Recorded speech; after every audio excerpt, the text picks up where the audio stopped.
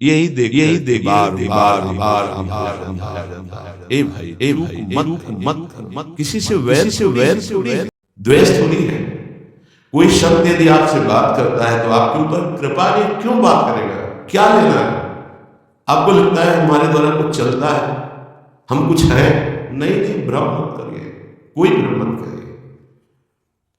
आपके लिए वो आपसे बात करते हैं, आपके कल्याण के लिए आपसे बात करते हैं, आपके कल्याण के लिए वो आपको डांटते हैं, आपके कल्याण के लिए आपको दुलार करते हैं। दोनों बातें समझ लीजिए। जो लाडली लाल में चित्त लगाए हैं उनको कहीं किसी सुख की आकांक्षा नहीं, सच्चाई से समझ लीजिए। अगर वो सुख का कहीं खेल खेलते तुम्हें नजर आ रहे हैं, वो तुम्हारे लिए, तुम्हें दुलार कर रहे हैं, निकल चलो। तुम्हें डांट रहे हैं, निकल चलो। तुम्हें प्यार कर रहे हैं, निकल चलो। तुम्हारे मन को अपने प्यार में फांस करके श्री जी के चरणों में समर्पित कर देना, यही काम है। ये सब संतों का यही कार्य है। तुम्हारे संसार के प्यार में फैले हुए मन को समेट कर अपनी वाणी अपने प्यार के बल से उसे प्रियालाल के चरणों में समर्पित कर देना। पर आपके अंदर ये चाह हो जाएगी, तभी आप उस प्यार को समेटने में सहयोग दे पाएंगे। मुझे अब इस ब्रह्मा की रची हुई माया से मुक्त होना है, पर आप इन खिलौनों में राजी हैं, और जब इन खिलौनों से मन को हटाने की बात कही जाती है तो आपको बुरा लगता है। आपसे जिसे कहा जाता है कि अब आप ऐसे रहिए, मनोचिन्हारो ना, तो आपको लगता है कि हमारे संबंधों में ये प्रहार कर रहे हैं। तुम्हारे संबंध जितने हैं इनका प्रहार पहले हो चुका है काल के द्वारा, तुम इनको नहीं रोक पाओगे। काल पहले ही काट चुका है सारे संबंध। बस तुम संबंध का राग लेकर के यहां से जाओगे, दुर्गति हो जाएगी, और संबंध को प्रियालाल के चरणों में समर्पित करके जाओगे तो सदगति हो जाएगी, अनुराग हो जाएगा। जो आसक्ति संसार के संबंधों में है, वही आसक्ति जब संत महापुरुषों से हो जाती है तो मोक्ष का खुला हुआ द्वार ये भगवान कपिल देव कहते हैं। आप अपना अधिकार अपने में मत रखिए, गुरुजनों को दे दीजिए। अब हमारे जीवन की बागडोर आपके हाथ में है, आप जिस दिशा में चाहे ले चलिए। हमारा केवल आपकी आज्ञा पालन करना कर्तव्य। तो कह रहे कदापि चिन्मयाद परिचेत स्त्रिया रोहणे, यदि तुम्हें इस चेतन अचेतन जगत से मुक्त होने की इच्छा जागृत हो गई है तो पहला स्नेह का संबंध किसी से मत रखिए। स्नेह का संबंध केवल प्रियालाल से रखिए। वही स्नेह जो माता में, जो पिता में, जो भाई में, जो बंधु में, पत्नी में, पुत्र में, वही स्नेह प्रियालाल को चाहिए। आप और सब कुछ दो, भगवत प्राप्ति नहीं होगी। ये स्नेह दे दो तो भगवत प्राप्ति पक्की हो जाएगी। सबसे स्नेह करो श्यामा श्याम के संबंध से। हमारा स्नेह का संबंध श्यामा श्याम से, श्यामा श्याम के संबंध से स्नेह कोई फर्क नहीं पड़ेगा। पर आपको अभी ये कला नहीं आती है। आप जब तक एक बार समस्त संबंधों के स्नेह को बटोर कर प्रियालाल के चरणों में समर्पित नहीं कर देते, तब तक आपको लगेगा, वाणी से बोलोगे कि सब भगवत भाव से, लेकिन पूरा राग ही है, ये हमारे अमुक है, हमारे अमुक है। इसलिए इस रास को समझो, पहले हटो, फिर जब वो राग अनुराग में बदल जाता है तो फिर पूरे विश्व से प्यार करो, कोई फर्क नहीं पड़ेगा। सब जीवन सुख प्रीति रीति निवाहता अपनी, क्योंकि रीति जानता है हमारी रीति श्यामा श्याम के संबंध से ही सबको मानना। एकांत की रति विधान करो, शब्दों को समझिए। एकांत की रति विधान करो, अर्थात हमारे हृदय देश में केवल इष्ट और गुरुदेव के सिवा किसी से प्रीति नहीं। और बहुत इस बात से हम कमजोर हैं। कहीं न कहीं हम अपनी प्रीति, हमारा दोस्त है, हमारा मित्र है, हमारा रिश्ता है, हमारा संबंध है, तो श्री जी करुणा करके आपको लाए अपने संबंध पुष्ट करने के लिए, फिर भी आप अज्ञानवश उन्हीं संबंधों को पुष्ट करते हैं जिससे आपकी दुर्गति हो जाए। जो आपके अरे हिरण के बच्चा के संबंध ने एक जन्म नष्ट कर दिया, फिर और किसकी बात करें। इसलिए एकांत की रति विधान करो। एकांत की आपकी रति हो चुकी है, इसका परिचय आपके सामने भारी विपत्ति आई, मन केवल श्री जी में, भारी संपत्ति सुख संपदा केवल श्री जी में, यह एकांत की रति है, उसको कोई विचलित नहीं कर सकता। जहां विषयी जन रहते हैं, विषयी जन संभाषण करते हैं, उस स्थान में, उस भीड़ में, उन लोगों के बीच में अरुचि हो जाना। रति मदन मोहने विदधताम तदेकांतिकी, एकांत की भक्ति, विरति, जन समुदाय, प्रपंच भाषण करने वाले, इनसे संबंध है। नासंतु जनतापने प्रतिवसंतु वृंदावने, जनता अर्थात केवल विषय प्रपंच की वार्ता करने वाले, तापने, हृदय में ताप पैदा हो उनके संग नहीं, मुझे संग कोई भी प्रिया प्रीतम से तुम्हें मतलब नहीं, उनकी चर्चा से मतलब नहीं, उनके संबंध से मतलब नहीं, तो हमारा आपसे क्या संबंध। देखो, जगत के संबंध प्रियता दिखा करके भोग सामग्री दे सकते हैं, धन दे सकते हैं, व्यवस्था दे सकते हैं, पर प्रियालाल की प्रीति नहीं। पूज्य श्री रघुनाथ दास गोस्वामी जी जब अपने गृह का त्याग करके महाप्रभु चैतन्य देव की शरण में गए, तो 2-3 दिन जो महाप्रभु को भिक्षा आती थी उसी से महाप्रभु दे देते। उनको लगा नहीं, जीवन जब महाप्रभु को समर्पित है तो हमको जीने का ढंग सीखना चाहिए, कैसे हम विरक्त होकर के जिए। इतने में घर से भेजे हुए बहुत से सेवक, रुपया, सामग्री, रसोईया सब आ गया, क्योंकि बहुत बड़े धनी थे उनके पिताजी और पिता के भाई, दोनों के बीच में एक लाडले पुत्र थे पूज्य श्री अमरनाथ दास गोस्वामी, जिनकी समाधि राधा कुंड में विराजमान। अब सुंदर सुंदर पकवान, भोग सामग्री घर के भेजे हुए रसोइये सब बनाते, प्रभु को भोग लगता महाप्रभु चैतन्य देव को। और फिर विचार किया, क्या ये माता पिता के द्वारा दी हुई सुविधा वैराग्य में कलंक नहीं है? मेरा जीवन प्रभु के लिए, क्या मैं प्रभु आश्रित नहीं जी सकता? जब विरक्त हो गया तो माता पिता के द्वारा दिए हुई भोग सामग्री से जीना निषेध है। प्रवृत्ति और निवृत्ति 2 मार्ग हैं। प्रवृत्ति मार्ग में स्वयं अधिकार हो जाता है पुत्र और पुत्री का माता पिता की संपत्ति पर, निवृत्ति मार्ग में नहीं, स्वीकृत नहीं है। निवृत्ति मार्ग में स्वीकृत नहीं। जिसने इस स्वीकृति को स्वीकार किया वो कच्चा ही बना रहता है पूरे जीवन, पक्का वो कच्चा बना रहता है। ये दृढ़ बात समझ लीजिए। आज तक इतिहास है विरक्तों का। निवृत्ति मार्ग पर अगर वैराग्य ले लिया तो माता पिता के द्वारा उसका भरण पोषण कभी नहीं हुआ। आप पढ़ करके देख लीजिए, चाहे कोई भी हो, किसी भी मार्ग का। जब रत्नावती जी ने, उनके लिए चिट्ठी आई, पुत्र ने भेजा कि पिता ने सभा में मुंडी का पुत्र कह के कहा, मतलब सन्यासिनी का पुत्र कह के, माता हमारी इस नाम की रक्षा करना। ये भी चिट्ठी पढ़ी, महल छोड़ दिया उसी समय और नाई को बुलाया, अपने जो राजरानी के बाल को दरवा दिया और संत सभा में बैठ के राज से कहा, राजअन्न का त्याग। अब ग्राम नगर के द्वारा दी हुई भिक्षा के द्वारा भरण पोषण होगा, इस राजा के द्वारा दिए हुई नहीं। और पति थे मानुष।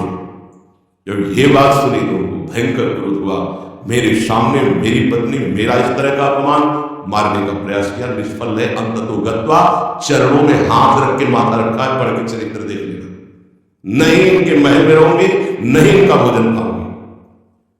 विरक्त होकर के माता पिता के द्वारा भरण पोषण होना, एक बार एक भिक्षा के लिए तो अनुमति है। अगर विरक्त हो गया है, एक भिक्षा अगर माता पिता करा दे तो स्वीकृत है। इसके अलावा आप चरित्रों को पढ़ के दें। सिद्धांत से नहीं चलोगे तो 4 दिन बाद फिर उसी में आ जाओगे।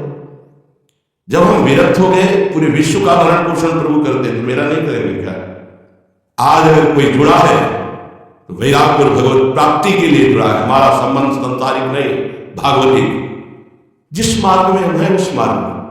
रघुनाथ दास गोस्वामी को 2-4 दिन हुए, फिर अंदर आग लग गई। नहीं, पिता के द्वारा दिए हुए वैभव को नहीं भोगना, वापस। अब कैसे चले? जहां सिंह पौर पर जगन्नाथ जी के सब भिक्षुक खड़े होते थे, उन्हीं के बीच में खड़े हो गए।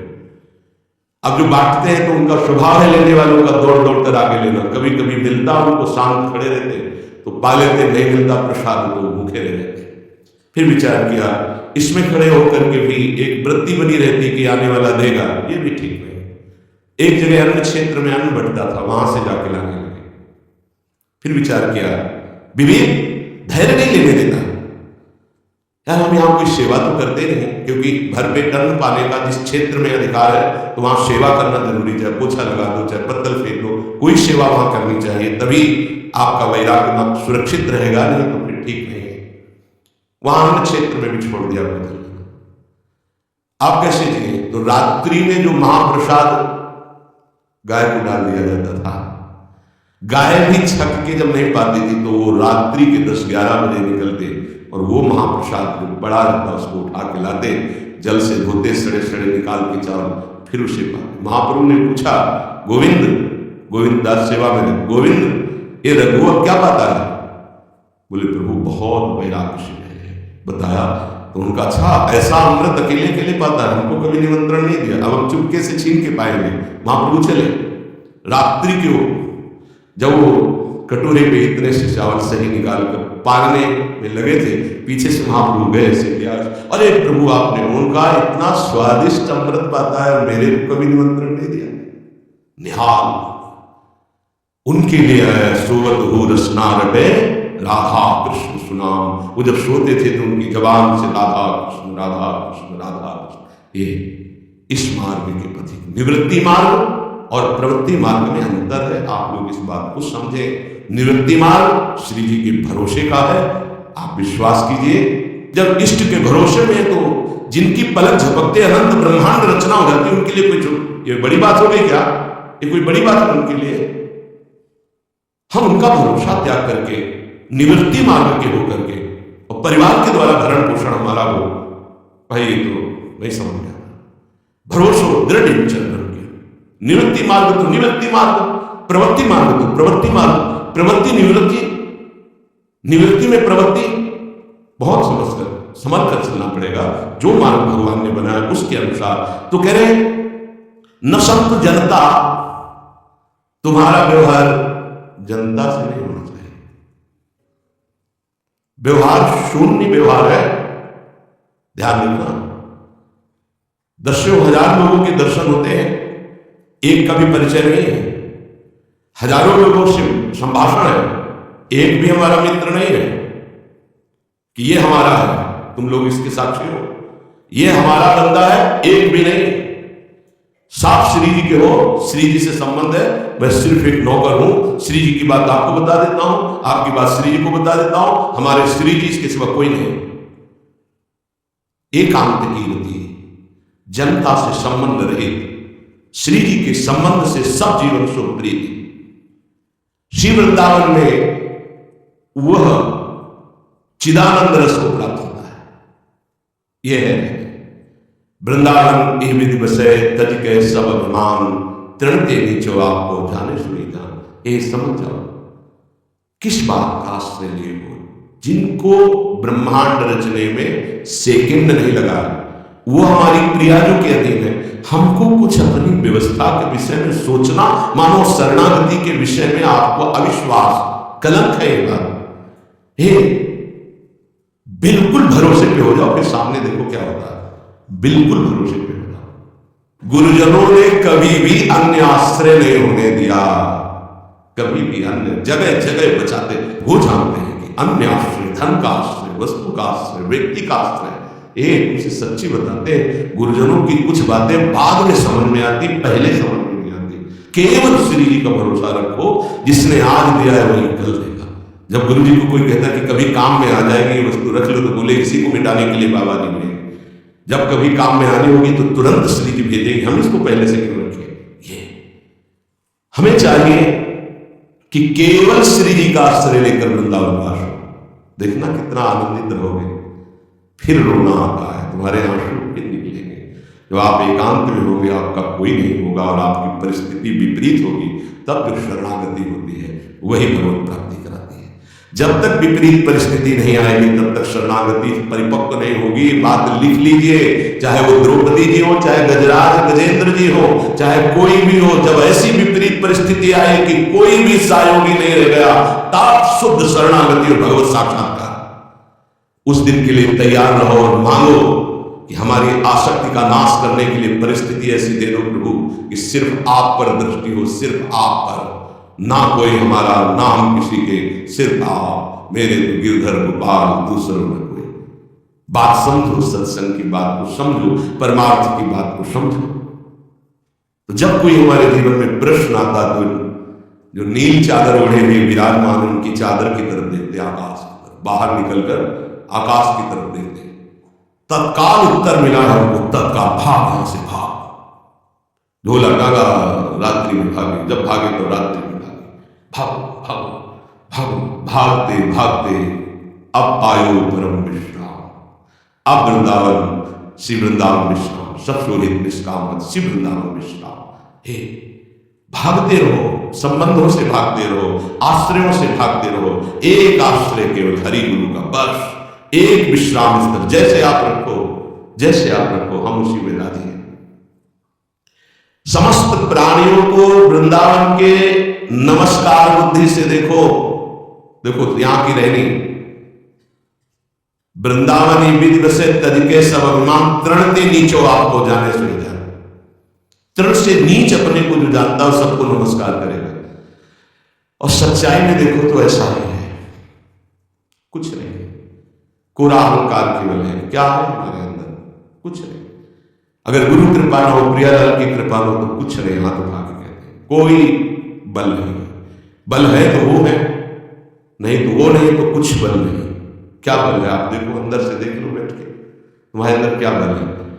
फिसल कर गड्ढे में गिरने का तो बल है, लेकिन गड्ढे से निकलने का बल तो नहीं है। फिसल कर, फिसलने में क्या बल?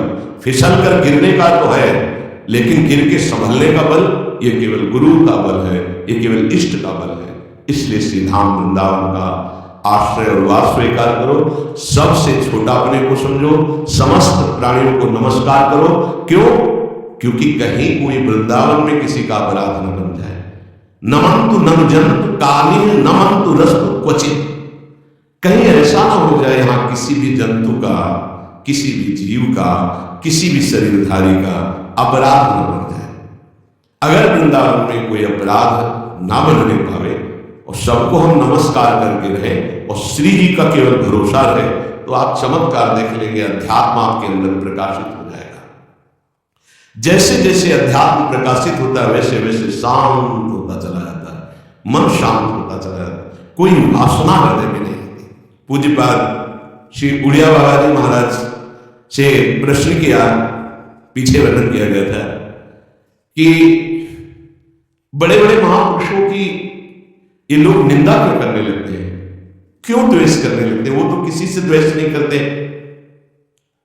जितने महापुरुष हैं उनकी निंदा हुई है, वर्तमान में जितने हैं तो आप देख लो सैकड़ों अगर नमस्कार करने वाले तो कुछ निंदक आपको मिले। ऐसा क्यों होता है? क्योंकि संत तो किसी से द्वेष नहीं करते, द्रोह तो उनके हृदय में होता नहीं, अद्वेष्टा सर्वभूताना। फिर ये क्यों होता है, निंदा क्यों करते हैं? तो कहते भगवान की दो शक्तियां, एक है माया और एक है प्रेम भक्ति। जो प्रेम भक्ति से विमुख, उनके हृदय में माया शक्ति का प्रभाव रहता है। यद्यपि उनका द्वेष भी इसी से होता है, उनकी महानता देख करके वो वहां चल तो सकते नहीं, तो उनका द्वेष बन जाता है। महानता देख करके उसमें चल नहीं पाएंगे। जैसे कहावत में आता है कि एक अंगूर को बहुत कोशिश की पाने की, जब नहीं मिले तो घंटे प्रयास किया तो नहीं मिला, तो उनका प्रयास माया जनित है, तो प्रेम या भक्ति या सद्गुण या भगवदाश्रय नहीं धारण कर पाते, तो उनको द्रोह हो जाता है संतों से। आप नरसिंह मेहता जी का चरित्र देखिए, बड़े बड़े भक्तों का, उन्हीं के गांव के लोग, उन्हीं के घर के परिवार के जनों ने ही द्रोह पैदा कर दिया, द्वेष, निंदा, मारने की चेष्टा, अपमान। ऐसे अच्छा सोचो, उड़िया बाबा जैसे महापुरुष से क्या कभी ऐसा हो सकता है कि उनके मारने के लिए आदमी लगा दे? विचार करके देखो। पैसा देकर भेजा गया था कि सत्संग में जाके नाक काट लो। वो आदमी चुपचाप चाकू लेकर के आया और प्रणाम के बहाने तो संतों के सामने कौन होता, तत्काल चाकू निकाली और जे भी मारा, हाथ पकड़ते पकड़ते चावल भर नाक में चल, मतलब थोड़ा सा ऐसे खून निकलने लगा। ऐसे बाबा ने पकड़ा और गुफा में ले गया। आदमी गुफा नीचे जो बनी हुई बैठे और गर्म दूध चीनी डाल के मंगवाया, पिलाया, धारण करो, बिल्कुल डरो मत, तुम्हें कोई नहीं मारेगा, तुमने ऐसा क्यों किया?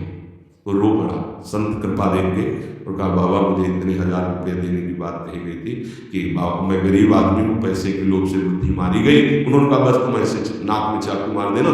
ऐसा बाबा का कोई बात नहीं, कहाँ से आए हो? बोले हाथरस के हैं। बाबा ने ये नहीं पूछा कि किसने भेजा है। चतुरता इस बात की कि सब शिष्य थे, अगर ये पता चल जाए कि किसने, तो उससे द्रोह हो जाएगा ना।